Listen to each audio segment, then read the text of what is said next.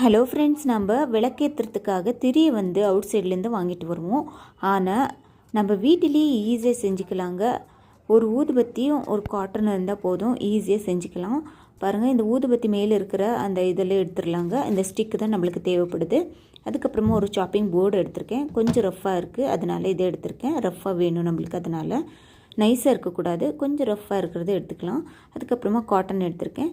நம்மளுக்கு திரி எவ்வளோ நீளமாக தேவைப்படுதோ அவ்வளோ நீளம் காட்டன் எடுத்துகிட்டு இந்த ஊதுபத்தி ஸ்டிக்கை மதியத்தில் வச்சுட்டு ஒரே பக்கமாக ரோல் பண்ணிட்டு வரணும். அழுத்தி ரோல் பண்ணிட்டு வாங்க.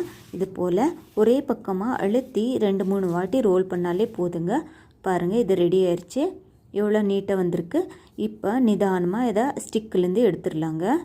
பாருங்கள், எவ்வளோ அழகாக வந்துருச்சு.